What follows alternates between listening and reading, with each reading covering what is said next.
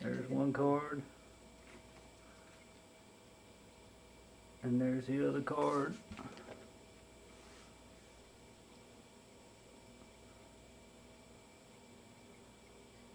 And there's the audience. Maybe we stand up there again just a second.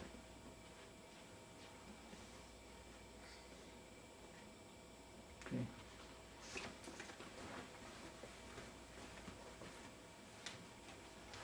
I've come to talk to you today about CPR and the importance of it. If somebody were to fall out in a cardiac arrest in your house right now, would you know how to perform CPR to save their life? There are many people who would not, and therefore it's a good idea for every person to get a CPR class. Today we're going to talk about that, what CPR is and why it is that you should have it. Also, we'll hope to set aside some fears that you may have about doing CPR. First, we need to define what CPR is. CPR is cardiopulmonary resuscitation. It was invented about 40 years ago. CPR in its earliest forms began with doing compressions on the chest or mashing the chest in order to circulate blood throughout the body. Eventually, they decided to involve in that some rescue breaths. This provided oxygen to the patient as well and assisted in the bettering of the patient over a period of time. Next, we need to talk about different facets of people who may use these types of skills. Of course, there's lay people who is just anybody who can take a CPR course, lifeguards, husbands, wives, anybody can take these type of courses. Then there are people who do this for a living. They ride on ambulances, they work in hospitals or doctors' offices, and many of them are required to have a course to learn how to do CPR. For those people, it's a little bit different, it's a little bit more involved. People can continue on and eventually get advanced cardiac life support, and this involves things like drug administration, defibrillation, and so on. Some facts about CPR: 75 to 80%, according to the American Heart Association, 75 to 80% of cardiac deaths, cardiac arrests, happen at home. They're at people's houses. So that's even more of a reason why you should learn how to do this. It could be your mother or father or so on that has a cardiac arrest. You would want to be able to perform CPR if they need it. If you do CPR, it almost doubles the chances of a patient's survival. 95% of people die before they get to the ER.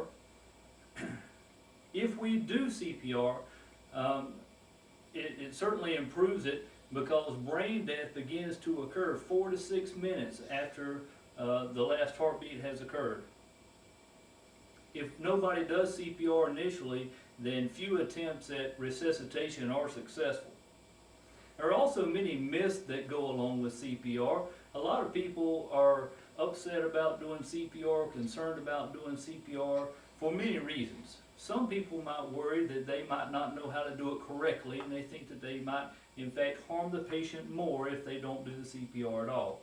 Of course, in this day and time, you know, the person's already in a state where, of course, you know, anything could help, hopefully. So the chances are that you would think about doing CPR could potentially be a good thing. Lots of people also worry about disease, and they worry about they may catch something and so on.